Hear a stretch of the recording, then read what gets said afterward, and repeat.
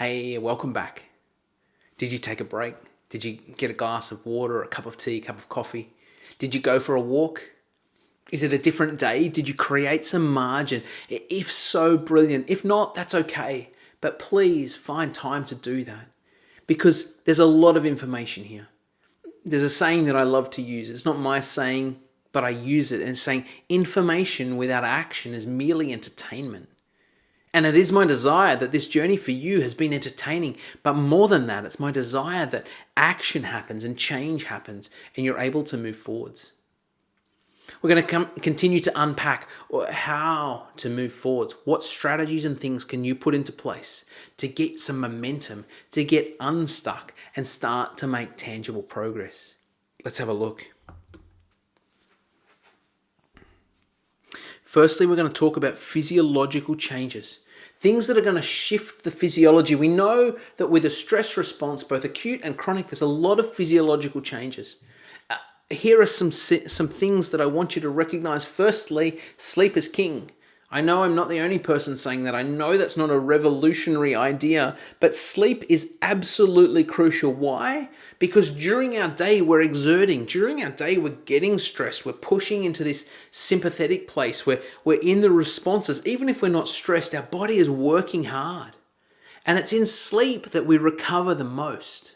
And so prioritizing sleep, finding ways to maximize not only your length of sleep, not only your timing of sleep, but your depth of sleep in the recovery that happens as measured by your HRV apps is crucial to help you to go forwards. And so one of the things we look at and saying, in the evenings, your body most likely gets tired. It starts to wind down. And what we want to say is how to help your brain to wind down as well. Because what happens is the body comes winding down and the brain for a lot of people goes winding up. And so we get tired, but we stay alert. And so our sleep patterns get all over the place. We miss the normal circadian rhythm of the day. And so setting strategy in place for your body and your brain to wind down is critical. Some simple things here, understanding brain frequencies. I don't want to go into too much depth here, but the brain has different frequencies that it runs at. Some very slow speeds, which happen when we're in our deep sleep and rest. In our dream state, we have these different frequencies. In our awake but rested state, other frequencies again. And then we come up to these high alert frequencies. Right now, I'm in what we call a beta frequency. High alert, high energy, high frequencies. This is where we sit for most of the day. As the day winds down, we need to come out of beta. Have a look. If you love the science of this, go and read up about brain frequencies, beta, alpha, theta, delta. So we come out of this beta frequency down into alpha, rested space. And then down into theta, this is our dream zone. And then down into delta, this is our deep sleep. This is the brain winding down as the day winds down. When we put things into place like loud music, bright lights, action movies, flickering TV, screen time, all of those things, the body winds down and the brain frequencies, they want to keep winding back up. They don't come down through this nice rhythm. And so recognizing brain frequencies and addressing the lights in your world, bright lights will push you up a brain frequency. It keeps you alert. It's why for shift workers working night shift, the lights are bright, very white, very blue-white spectrums. Why? It keeps the brain alert. Great for night shift, not great for sleep. So recognize your environment, what's happening in terms of the lights around, what's happening in terms of the sounds around. Sorry for that squiggle. What's happening in terms of the sounds around? I want you to think about this. What birds do you hear at nighttime? I'm assuming, like I have here in Australia, at nighttime, most of the birds are like the owls and these sorts of things.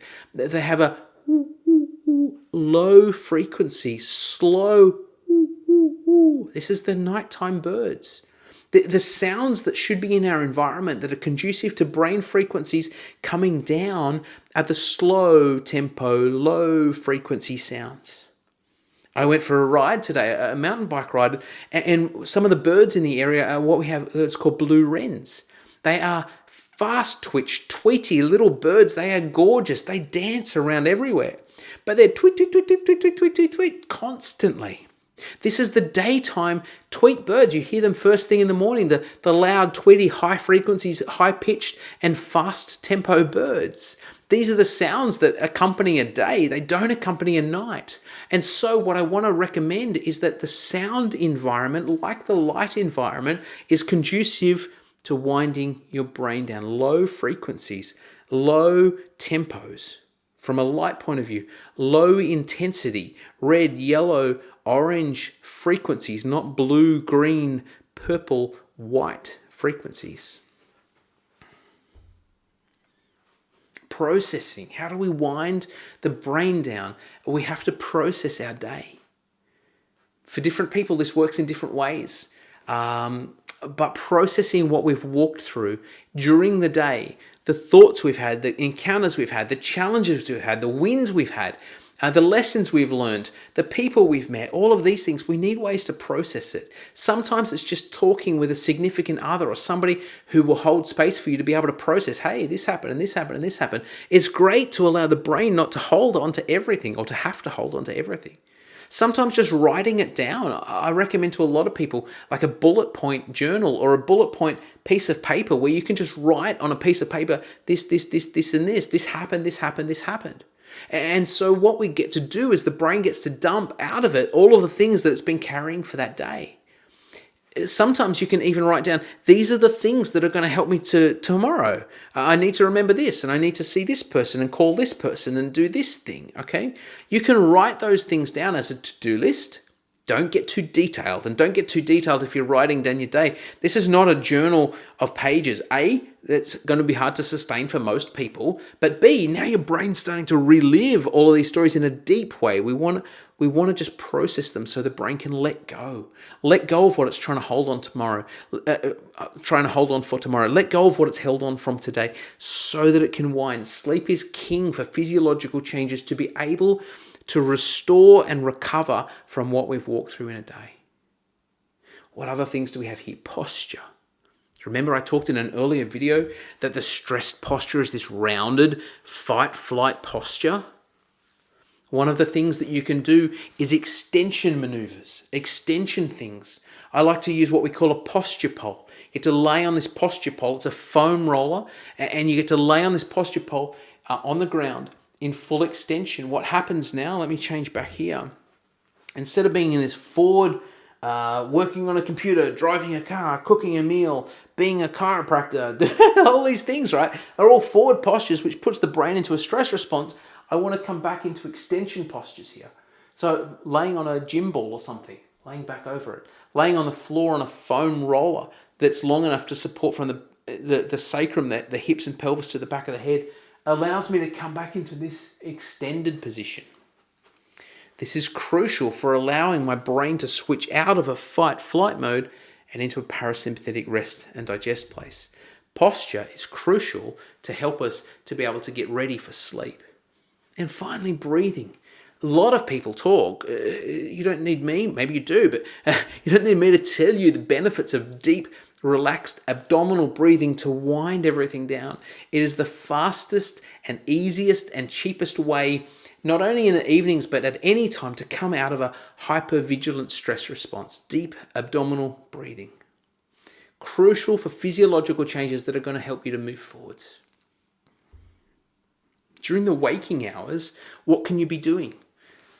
I talked about going for a ride earlier today, and one of the reasons I ride is not just for fitness and not just for movement, that's part of it, but nature and beauty. I get to see the birds. My wife Leanne and I will stop and we'll look at the birds, we'll look at the ducks in the pond or the turtles that swim around or whatever it is. Enjoying nature and beauty is a way to de-stress and detox from the world that is overwhelming us. Finding humor, finding love, looking for places and things that make you laugh.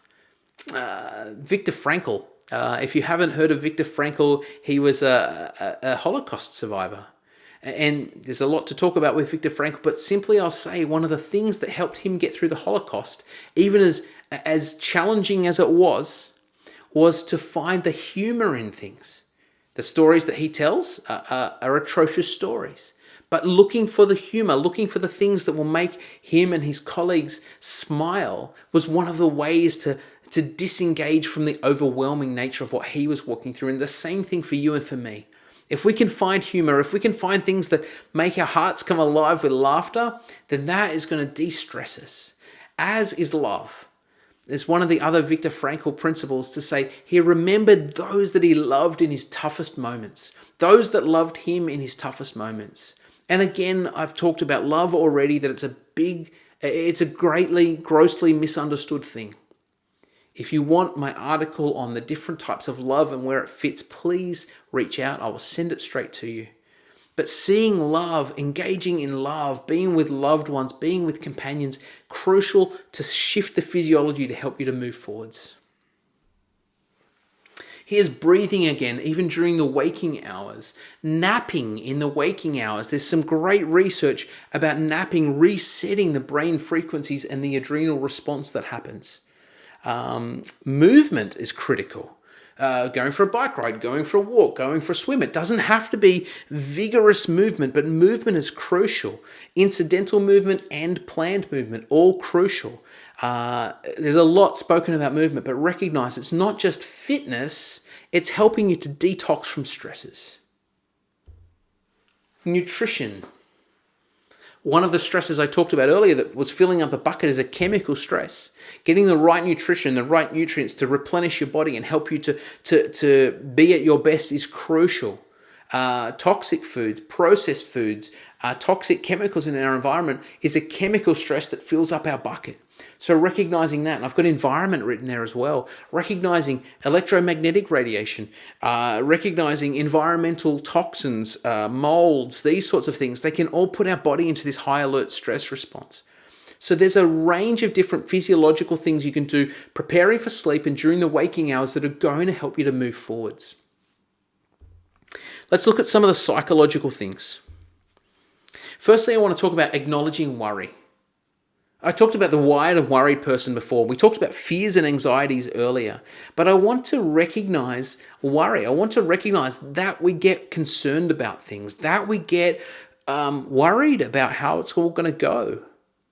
But one of the things that takes worry into the depths and becomes burdensome and takes it into these anxiety places is the burden of control, trying to control things that are outside of our sphere of influence. Stephen Covey, in his book 7 Habits of Highly Effective People, he has this great concept of working within the things that are not only in our sphere of concern, but in our sphere of influence or our circle of influence. These are things that concern us or worry us, but we can do something about. This fuels our tank because we're able to do something about it. The flip side is worrying about things that are outside of what we can control or influence. Now we spin our wheels worrying because we're trying to control things, but we can't make a difference there. And so what happens is we spend our energy in things that we can't affect. Results? We start to shrink back. We get exhausted, we get tired, we get overwhelmed, and now we start getting into these places of anxiety and worry. I want to acknowledge it. It's real. But as we can let go of the things that we can't influence is where we start to make the shift and start to heal. Your purpose and meaning. Oh gosh, we've talked about this a lot. Purpose and meaning is one of the things that will help you to de-stress. A life without meaning, again, I could talk about Viktor Frankl here. His book is called, his first and key book is called Man's Search for Meaning. And so the recognition of if we're living without meaning, we're living without something that compels us, clearly takes us forwards on a journey. And so we don't focus, we don't have direction, and so we live this aimless place. If you want to start to de-stress, if you want to start to recover from stress, start to ask yourself the question, what can I contribute that's uniquely me? Not the imposter or the inadequate person living somebody else's story, but what can I contribute that's uniquely me? Permission to rest. Permission to rest. Allow your brain to wind down. Create margins. It's countercultural. It's not modeled. It's not praised. I've said that already. But permission to rest is critical, again, to help you to de-stress, detox, and recover, to get towards your best. If you're in the exhausted phase or you're in the illness phase of our Yerkes-Dodson scale, remember the yellow and the red that we had there, which was chronic illness? Rest is crucial to allow your body time to heal. White space and margins. Gosh, it fits in there with rest. What's white space? Think of a diary where every bit of the diary is full. I've got to be here, got to be here, got to be here, got to be here, got to be here. Got to take the kids here, the kids here, the kids here, the kids here. Then I've got to do this, this, this, this, and this. My diary's full. There's no white space. I move from one thing to the next. There's no margin. There's no room. There's no rest. So what happens in white space? What's the value of it? Time to think, time to contemplate, time to listen. What are you listening to? Your heart. Remember our picture in the previous video about the heart, where we had beliefs, meaning, purpose, safety, perspective, emotions, these different things around there. If we're going to connect in that level, we need this time and this space to listen to what our heart is trying to tell us. Living present. This has come up a few times too. It's one of the key places to start to move forwards. If you're going to live present, then be grounded in who you are and where you are right now. There's no question that we can learn from the past. There are lessons to be learned, but the regrets of the past, we can carry them, but do they serve us? And so learning how to deal with the things that were not ideal in the past and learn lessons, both from our achievements and our challenges. Learning from the past is fine. Planning for the future, having a strategy and a plan to walk out where we have visions and hopes and these sorts of things, these are great, but we must be living in the present. Because this is where connection happens. This is where love and beauty and connection is at its richest now. Not then and not then, now. Finally, one of the things that I think I can't emphasize enough is connecting with companions. People who will be on the journey with you. We've crossed this bridge already. I put it in big, bold, boxy letters at the bottom there. Because all of these things can be done in isolation by yourself on your own, and they can become more work and more things to fit in. But connecting with companions, doing it in community, doing it with people who will support and encourage you, now adds fun. Now is compelling. Now becomes energizing. Using biomarkers. Biomarkers are great. There's different things we can use. Heart rate variability. Sleep tracking. There's even EEG brain scans that are coming into this space of being able to use at a cheap, easy way to be able to measure where are we up to. Using the biomarkers that are there and allowing that to be the feedback to tell us, are we doing well? Are we overwhelmed? Where are we at? Are we in survival or are we in growth? Are we in response mode, sympathetic, or recovery mode, parasympathetic? There's functional testing that can be done. Most of your functional biomed doctors have functional tests that can actually start to measure, well, what's the load? What's the chronicity? How's it been going? What's the impact been from where you've been up until now? As well as static testing. Now, functional testing would be a test of different organ systems and how they work over a period of time. Static testing would be things like blood tests, x-rays, those sorts of things that just take a moment in time. There's value in those. There's more value in functional testing. The key thing is that these are all measuring the physical and functional only. The heart is subjective. It makes it difficult to measure. The problem with making it difficult to measure in a world that does love data, and by the way, I do, is that if we can't measure it, we tend to overlook it. And the heart is not to be overlooked. So where does all of this land us? Here's our picture. We've talked through this picture. We've talked about the journey. We've talked about the goals and dreams that we set out with, that were modeled to us and told to us and said, this will make you happy. Family, career, wealth, influence, success, things. We've done this journey. We're now in a place where, regardless of what you've achieved in that realm, We want to say if stress has been the outcome and it's drawn you into a place of overwhelm, worry, concern, stuckness, let's put new strategy. Let's put internal stability. Let's put a new story in place. I want to propose that we cross out those goals and dreams. Not that they're bad, but I want to ask, do they bring happiness? Are they actually fulfilling? Family's in there. Family is one of my most treasured things. So I'm not saying they're useless and they're ridiculous, but I want to set a different scale. And the different scale is this. What if we set these as the goals and dreams? What if we set internal peace, self-love, and self-worth as the goals and dreams of our life? I'm going to live with internal peace. I'm going to live from a place of identity, and I'm going to be grounded, and I'm going to be courageous. I'm going to have internal stability. I'm going to know my direction. I'm going to be full of love, trust, and peace. I'm going to value happiness, true happiness. I'm going to value clarity. I'm going to value confidence. I'm going to value hope. These are my goals. This is what I dream of. I'm going to value having energy. I'm going to value being with companions. I'm going to value growth. I just wonder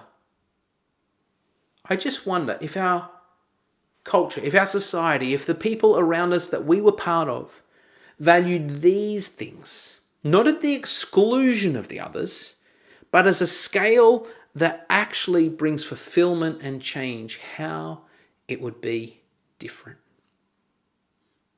From where we stand right now, from where you stand right now, you've done this journey. We've talked about acute stress, we've talked about chronic stress, we've talked about the burden of stress, and we've talked about strategies and solutions to help you to move forwards. And now we come to the point of choice. Information without action is merely entertainment. Let me encourage you. Start to plan. What can I do? How can I grow?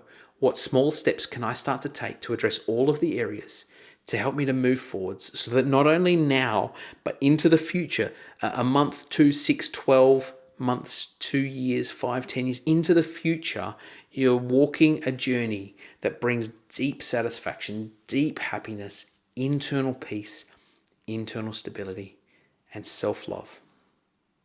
These are the choices that are presented to you right now. In the next video, I'm just going to unpack what you can do further if you want to continue to work with legacy coaching. We've got a range of different things and ways that we help and nurture people on this journey. If you've got all that you needed from this video series so far, from the journey that we've just walked, brilliant. If you want to look at what's further possible, join me in the next video. I'll see you there.